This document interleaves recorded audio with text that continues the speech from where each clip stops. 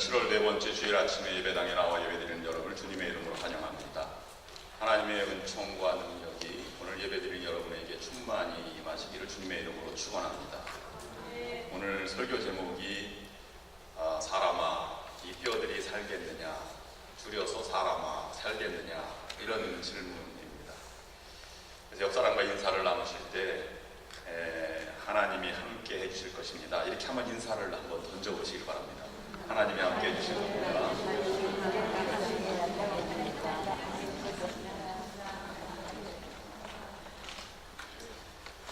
감사합니다. 같은 말을 하더라도, 또 같은 사람이 말을 하더라도 이 살리는 말이 있고 또는 죽이는 말이 있습니다. 어떤 말은 용기를 주기도 하고 어떤 말은 의욕을 상실케 만들기도 합니다. 또 받는 사람 입장에서는 좋게 말한 의도인데 그것을 왜곡해서 또 비난의 소리로 듣기도 하고, 또 어떤 사람은 심한 모멸감과 꾸중도 다르게 받아서 마음의 양식으로 삼는 사람들이 있습니다. 어떤 사람이 성숙한 사람일까요? 운동을 해보면 실력이 없는 사람일수록 다른 사람을 가르치려고 하는 경우를 볼 수 있습니다. 근데 정작 훌륭한 선수는 처음 배우는 사람에게도 그의 열정과 태도, 진지함으로 큰 배움의 깨달음을 얻기도 하게 됩니다. 여러분, 성숙한 사람, 성숙한 성도가 되십시오. 이왕 말을 하시려거든 살리는 말을 하십시오. 어떠한 상황과 말을 여러분에게 다가오시더라도 그것을 살리는 말로 받아들이십시오. 그런데 이렇게 말씀하는 분들이 있습니다. 용기를 주는 말을 하고 싶어도 그럴만 해야지. 매사에 부정적인데 어떻게 그런 말이 나올 수 있겠습니까? 저가 나를 바라보는 눈이 그렇지 않은데 내가 어떻게 용기를 줄 수 있습니까? 그 말도 맞는 말입니다. 오고 가는 것이 인간관계입니다. 진정으로 도움을 받으려면 평소에도 긍정적으로 믿음을 가지고 잘 대하십시오. 언젠가는 그 태도가 큰 도움으로 다가올 날이 있을 것입니다. 우리가 주님과의 관계도 마찬가지입니다. 우리의 태도와 상관없이 주님은 우리에게 다가오셨습니다. 희생하셨고 구원하셨습니다. 그 주님의 사랑이 얼마나 위대한지 우리로서는 측량할 길이 없습니다. 십자가의 원수로 살았는데도 구원받기를 원하시고 희생을 기꺼이 감당하셨습니다. 그만큼 주님은 언제나 연약한 우리를 도와주려고 하였고, 또 믿음의 자녀들이 풍성히 살아가기를 원하시는 분이 주님의 마음입니다. 평안하고 기쁜 삶을 살아가는 그런 삶이 주님이 원하시는 삶입니다. 하나님의 마음을 알면 하나님께 구하게 되고 또 능력을 얻고 다시 살아나는 회복의 삶을 살아갈 수가 있습니다. 하나님을 얼마나 알아야 알 수 있다고 말할 수 있겠습니까? 우리는 흔히 이렇게 생각할 때가 있습니다. 하나님이 다 알아서 해주시겠지, 알아서 채워주실 것이라고 생각하는 사람들이 있습니다. 자녀들도 내 처지를 부모님이 잘 아니 어떻게 해주겠지 라는 생각을 갖는 경우도 있을 수 있습니다. 그러나 알아서 해주는 것은 큰 인생의 생기와 능력이 되지 못함을 우리는 이미 경험하고 있습니다. 한계가 있다는 것이지. 제가 요즘 아이와 함께 테니스를 조금 가르친다고 배우는데요, 안 배웁니다. 부모가 말하는 것을 저렇게 싫어합니다. 왜 그럴까 생각을 해보았습니다. 아이도 하나의 인격체이고 또 개인의 프라이버시가 있기 때문에 스스로 깨닫는 과정까지는 정말로 스승이 본인이 선택한 것이 아니면 그렇게 가르치고 배우는 단계가 잘 형성되지 않는다, 이렇게 생각을 해보았습니다. 특히 합리적인 사회, 서구 사회에는 개인의 프라이버시와 인격이 존중되는 사회이기 때문에 함부로 도움을 주는 것도 실례일 수 있습니다. 먹을 것을 배고픈 것 같아서 주는 것도 큰 낭패입니다. 그냥 스스로 일어났을 때까지 기다려주고 그가 도움이 필요하면 그 부분을 도와주는 것이 합리적이고 성숙한 성도와 사람의 태도라고 볼 수 있습니다. 그런 측면에서 보면 오늘 본문 말씀 에스겔 선지자에게 하나님 말씀하신 이 뼈들이 살아날 수 있겠느냐 하는 말씀도 그와 같은 맥락에서 우리가 해석해 볼 수 있습니다. 도저히 가능성이 없는 절망과 부정의 현실에서 하나님이 우리에게 긍정을 부르십니다. 우리는 질문에 대답이 있다고들 말합니다. 하나님의 이 질문은 내가 스스로 판단하기에도 가능성이 없다고 하는 이 현실에서 그래도 내가 너의 주관자로 믿느냐? 또 역사의 창조주로 내가 나를 고백할 수 있느냐 하는 믿음의 태도를 우리에게 말씀해 주고 있는 것입니다. 내가 스스로 판단하지 말라. 그 판단할 일이 아니라 라는 말씀입니다. 예수님과 하나님, 나도 아버지와 나와 하나이다 라고 하신 예수님의 말씀에서도 여러 번 등장을 합니다. 요한복음 9장에 보면 소경 바디메오에게 물으셨습니다. 내가 내게 무엇을 해주기를 원하느냐. 평생 한 번도 보지 못했습니다. 아마 앞으로도 보지 못할 것은 뻔한 일입니다. 분명합니다. 그런데 한편으로는 한 번만 봤으면 좋겠다고 하는 마음의 소원도 있습니다. 우리는 이렇게 반문할 수 있습니다. 예수님, 그것을 지금 말씀이라고 하십니까? 눈먼 자가 보기를 원치 않는 사람이 세상에 있습니까? 이렇게 반문할 수도 있는데 소경 바디메오는 그렇게 말하지 않았습니다. 주여, 내가 보기를 원합니다. 겸손히 말을 진솔하게 담아내는 인격의 모습이 묻어나온 모습입니다. 나는 내 스스로 판단자가 아니라 주님이 판단하실 일이고 나는 나의 상황을 솔직하게 말하겠다는 겸손함이 묻어있는 말씀입니다. 요한복음 5장의 베데스다 연못가에서 38년 된 병자가 있었습니다. 한 번도 기저귀에 물이 동할 때 들어가 본 적이 없었습니다. 절망에 빠지고 포기하고 싶을 때 주님이 이렇게 묻습니다. 내가 낫기를 원하느냐? 주님, 그것을 지금 말씀이라고 하십니까? 그러자 그런 말 대신에 이 병자는 내가 내려가려고 많이 노력하고 내려가고 싶었지만 나보다 다른 사람이 먼저 내려갔습니다. 처절한 상황을 얘기할 뿐이었습니다. 그때 주님이 말씀하셨습니다. 내 자리를 들고 걸어가라. 여기에 믿음의 원리가 있습니다. 우리 속담에 종로에서 뺨 맞고 한강에서 화풀이한다 라는 말이 있습니다. 안 좋은 일을 경험하는 곳에서는 아무 말도 하지 못하고 다른 자리에 가서 불평한다는 뜻입니다.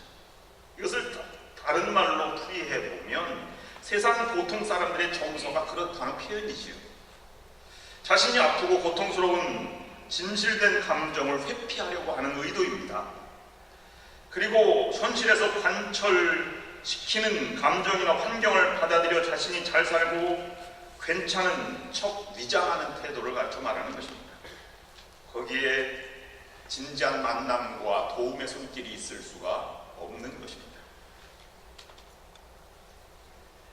여러분, 사지가 없이 태어나서 지금은 전도자라에서 목사가 된 사람이 있어요. 닉 부이치치라는 사람입니다. 그가 강연에서 이런 말을 한 적이 있습니다. 팔, 다리가 없이 태어났습니다. 발가락만 가지고 연주하고 하는 사람이지. 그가 기도하기를 나는 하루도 빠짐없이 하나님, 나에게 팔을 내주세요. 나에게 다리를 만들어주세요. 라고 기도하지 않은 날이 하루도 없었습니다. 그러나 그렇다고 기도한다고 다리가 나오겠습니까? 팔이 나오겠습니까? 그는 그 후에 이렇게 말합니다.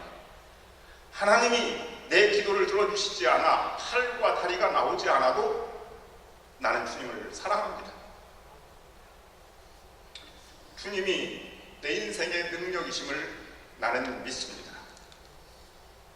여러분, 그 믿음이 대단하지 않습니까? 하나님이 질문하실 때에는 그럴 만한 사람에게 질문을 던지십니다. 예수님도 병자에게 질문을 던질 때에는 그럴 만한 믿음을 보시고 질문을 던지신 것입니다. 본문 에스겔에서도 질문을 던집니다. 세상이 다 패망한 이스라엘 민족 가운데 사람아, 이 뼈들이 살아날 수 있겠느냐? 여러분에게도 오늘 이 시간 하나님의 질문을 던지실 수도 있습니다. 내가 살 수 있겠느냐? 내가 할 수 있겠느냐? 내가 내게 무엇을 하여 주기를 원하느냐?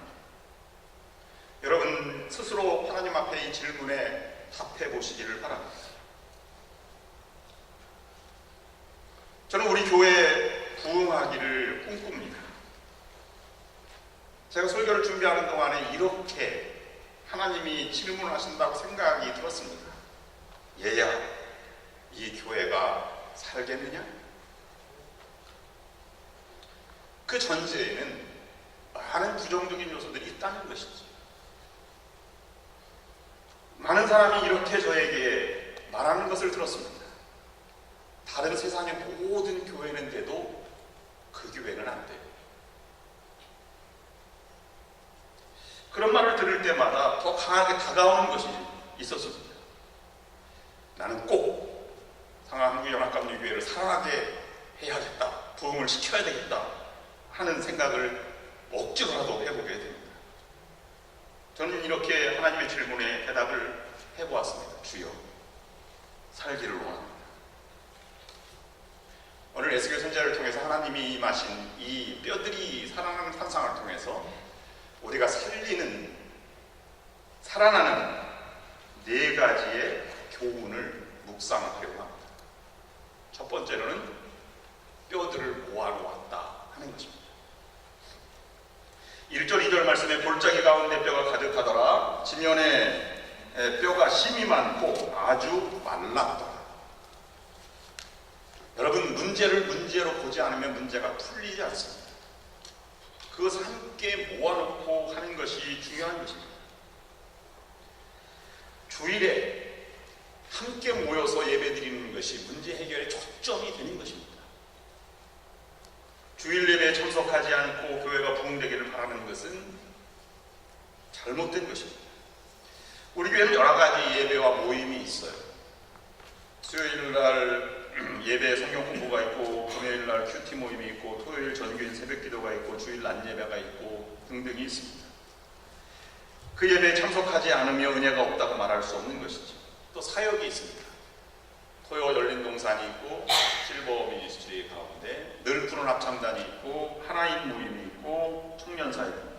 몽골 선교 사역이 있고, 새신자 영접 사역이 있고, 속회, 소그룹 사역이 있습니다. 여기에 적극적으로 모임이 먼저라고 하는 것입니다. 뼈들은 생기가 없는 부정적인 요소입니다. 절망적인 상황에 더 절망적으로 보이기도 합니다. 그러나 거기에는 하나님의 변화와 기적의 능력이 필요한 곳입니다. 그 하나님의 능력을 에스겔은 믿었고, 그 능력을 부어주실 분이 하나님이심을 알았기 때문에 하나님의 음성을 듣는 것입니다. 하나님의 마음을 안 것입니다. 절망의 시대의 긍정의 말, 모두가 다 심판의 시대에 하나님의 창조주 되심을 다시 새롭게 고백하는 이 에스겔, 그 영과 그 정신을 우리가 본받아야 할 것입니다. 그래서 에스겔이라고 하는 말의 뜻은 하나님께서 강하게 하신다는 뜻입니다. 주전 6세기경에 패망의 시대에 있었던 선지자입니다. 4대 선지자 중에 한 사람입니다. 그는 포로로 잡혀가서 그발 강가에서 하나님의 말씀의 묵시를 받았습니다. 그리고 마지막까지 열정을 다한 선지자였습니다. 바벨론에서 그는 동족에게 살해당했다고 성사학자들은 풀이를 합니다. 전설적으로 내려오는 이야기에 이라크 수도 바그다드의 근처의 한 건물을 가르쳐 에스겔의 묘다 이렇게 말하기도 합니다. 몰락한 시대에 바벨론 제국으로 끌려왔던 유대 나라의 젊은 포로였던 에스겔의 삶과 교훈과 체험이 에스겔 선지자에게 에스겔서에 담겨져 있는 내용입니다. 그가 포로로 잡혀왔을 때에 나이가 25쯤 되었다고 합니다. 에스겔이 외치는 것은 오늘 우리는 우리의 범죄 때문에 하나님의 심판을 경험하고 있다는 것이고, 그리고 또 하나의 메시지는 그러나 주님께서는 반드시 우리 조국의 영광을 회복시켜 주실 것이다 라는 말입니다. 그런 메시지를 전하고 있는 것입니다. 죄 때문에 고난이 왔고 고난의 현실 가운데 다시 해석하고 하나님은 그 가운데에도 새로운 마음으로 우리에게 다가오신다는 것을 전해주는 메시지입니다. 두 번째 우리가 묵상하는 것은 모여서 함께 집중하는 것이 중요합니다. 생기를 불어넣는 것이다 하는 것입니다. 4절 말씀에 뼈들에 대언하라, 5절 말씀에 생기를 너희에게 들어가게 하리라. 하나님이 대언할 때 말씀해 주신다는 것입니다. 집중의 원리이죠. 한 사역, 한 예배, 한 속회, 한 모임에 최선을 다하여 참여하는 것이고 거기에 생명력을 키워나가는 것입니다. 그런데 이렇게 말할 수 있습니다. 은혜가 있어야지 최선을 다하지요. 그렇습니다. 은혜, 예배, 말씀의 감동, 감격은 사역자들의 몫입니다. 목사가 설교를 감동스럽게 하나님 메시지를 전해야 하고, 성가대도 심령을 울리는 찬양을 드려야 하고, 모든 사역자들이 이렇게 나아가야 합니다. 그러나 집중을 하면 사역자들은 더 다른 차원으로 다가오게 되지 않겠습니까? 속도원들이 모두 참석을 하는 속회 예배는 속회 인도자가 얼마나 신명이 나서 말씀을 증거하겠습니까?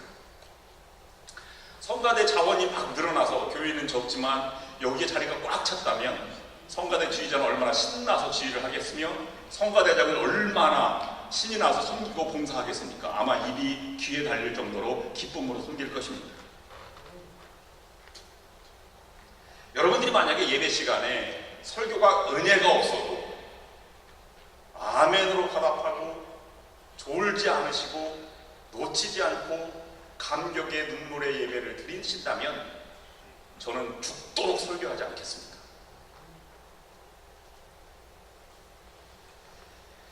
아마 이 바벨론 포로로 잡혀와서 에스겔이 이 말씀을 들은 것은 아마 5년쯤 후였을 것이라고 생각을 합니다. 5년의 과정이 짧을 수도 있고 길 수도 있습니다. 그러나 처절한 그발강가에서 노역 생활하고 있던 에스겔에게는 커다란 위험이었을 것입니다. 정말 하나님이 살아계실까? 살아계시다면 우리의 처지를 이렇게 내버려 두실까? 이런 생각도 하였을 것입니다. 과연 하나님이 우리를 보고 계실까? 앞으로 무엇을 해야 하겠는가? 그러나 그런 말씀에 하나님은 하나님의 마음을 주셨고 그것을 물으시는 것입니다. 바로 에스겔서의 시작입니다. 절망과 고통이, 한숨이 기도로 바뀌고 살아계신 하나님을 바라보게 하고 또 하늘이 열리는 그런 열정과 생기를 다시 맛보게 되었다고 하는 것이지. 세 번째, 살이 생기고 실줄이 생겼다고 했습니다. 과거에 머무르지 않았다는 것이지. 여러분, 에스겔 선지자는 부스의 아들, 그리고 가문, 부시의 아들은, 부시는 사독 제사장, 다윗이 세운 제사장의 후예입니다. 보통 제사장은 고위관직에 들어가고요, 30세부터 봉사를 시작해서 50세까지 하고 은퇴를 하였습니다. 지금 30살이 됐을 때 이 계시를 받았다고 하는 것은 내가 이스라엘 유대 땅에 있었으면 제사장으로 내가 등극할 수 있었는데 하는 것과 마찬가지 맞다는 것입니다. 그러나 그것에 머무르지 않았습니다. 그를 향해서 내려오신 하나님의 음성을 그 자리에서 들었습니다. 그리고 새로운 삶의 모습을 그 처절한 삶의 현장에서 적용해 보았다고 하는 것입니다. 우리는 하나님의 일을 하기 위해서 다시 살리는 사역을 하기 위해서는 부정 요소보다는 긍정 요소를 극대화하고 있는 처지에서 최선의 가능성과 하나님의 살아계심을 믿어야 하는 것입니다. 유대인들이 가르치기에 다윗을 이렇게 표현하고 있습니다. 골리앗은 치기에 너무 크다고 생각한 이스라엘 사람들은 생각하였으나 소년 다윗은 나의 돌팔매가 빗나가기에는 그가 너무나도 크다고 생각하였다. 유대인들이 다윗을 가르칠 때 하는 그러한 예화입니다. 오늘 본문과 비슷한 얘기가 인도의 경전 산스크릿 속에 전해 내려오는 이야기가 있는데요. 이제 왕이 네 아들을 두었는데 네 아들이 내가 이 다음에 왕이 되면 어떻게 다스릴까 지혜를 보아야 되겠다. 그래서 각자 곳으로 떠나서 지혜를 배우려고 떠난 이야기입니다. 그래서 다 다시 돌아왔을 때 무엇을 배웠느냐? 이렇게 했더니 첫째 아들이 이렇게 얘기합니다. 나는 뼈 조각만 있으면 그것에 거기에다가 붙일 수 있는 살덩어리를 만들어내는 기술을 배웠다. 두 번째 왕자는 살덩어리만 있으면 거기에 피부를 정성해서 털을 만들 기술을 나는 배워왔습니다. 셋째 왕자가 대답했습니다. 그러면 털과 살이 있다면 나는 거기에 사지를 소생시키는 그런 기술을 배워왔습니다. 마지막 넷째 왕자는 거기다가 내가 사지가 완성되었으면 걸어 다닐 수 있도록 살아날 수 있는 기술을 배웠습니다. 그래서 증명하기 위해서 숲속으로 갔더니 뼈가 하나 발견되었어요. 뼈를 가지고 첫째가 거기에 뼈를 맞춰서 살을 붙였고요. 두 번째가 가죽을 입혔고, 셋째가 거기에 사지를 만들었고, 넷째가 생기를 불어서 살아나게 되었습니다. 그런데 불행하게도 그것은 사자의 뼈였습니다. 그래서 네 왕자를 다 사자가 잡아먹었다 하는 이야기입니다. 여러분, 인간의 역사가 시작된 이후로 우리가 많은 기술과 많은 고도의 그 지식과 이런 발전 분야로 나아갔습니다. 그런데 그것이 우리를 행복하고 생기를 불어넣는 것으로 살아가지 못하게 만든 측면도 있습니다. 네 왕자는 기술은 가지고 있었으나 그 뼈가 무슨 뼈인지를 보지 않았습니다. 오늘 본문에서 다른 하나님 말씀을 만납니다. 예언자 에스겔은 하나님의 환상을 보게 되었습니다. 그리고 그 뼈들을 보았는데 하나님의 백성의 뼈를 보게 된 것이죠. 고향 산천을 그리워하며 해방할 날을 기다리는, 손꼽아 기다리는 이스라엘 사람들의 정서를 상징한다고 볼 수도 있는 것입니다. 그랬더니 네 번째 마지막으로는 걸어가게 되었다는 것입니다. 곧 살아 일어나 서는데 극히 큰 군대더라. 현실과 봉사 섬김을 분명히 한다고 하는 것이죠. 말씀과 실천이 항상 같이 가는 신앙의 모습입니다. 말 따라 행동 따라 하지 않는 것입니다. 선교 헌금도 내고 선교도 하는 것입니다. 부흥을 외치며 전도도 하는 것입니다. 예배의 은혜의 감격을 바라보며 주님 앞에 눈물 뿌려 기도도 하는 것입니다. 이것이 걸어다니는 살아있는 모습이 된다는 것이죠. 마른 뼈에게 질문 던진 것, 사람아 이 뼈들이 살아날 수 있겠느냐? 공동번역으로 읽어드리면 뉘앙스가 약간 다릅니다. 사람아, 너 사람아, 이 뼈들이 살아날 것 같으냐?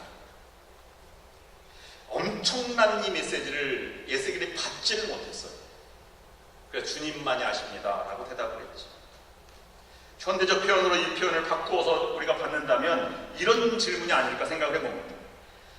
인간의 방법으로 절망 가운데 어려움 가운데 살아가고 있는 자들을 내가 살려낼 수 있을 것 같으냐? 여기에 신앙인의 설 자리와 목회자의 설 자리, 믿음의 설 자리가 있는 것입니다. 내가 하는 것이 분명하지 않습니다. 그러나 그것을 전적으로 믿고 의지하여 하나님의 마음으로 다가가는 것입니다. 그랬더니 하나님께서 뼈들에게 대언하라, 생기를 불어넣어라, 내가 다시 살리겠다라고 한 것입니다.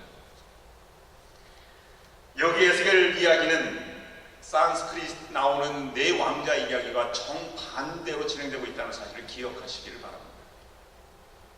기술을 먼저 배우고 방법을 먼저 배우는 것이 아니라 우리의 존재 자체를 새롭게 하고 하나님의 손을 그곳에서 들어 나아가는 것입니다.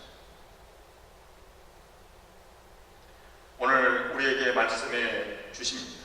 이렇게 부르십니다. 사람아 하고 부르십니다. 우리는 대답해야 할 것입니다. 하나님이 아십니다. 그리고 그 하나님의 마음을 우리가 담아내는 삶을 살아가야 할 것입니다.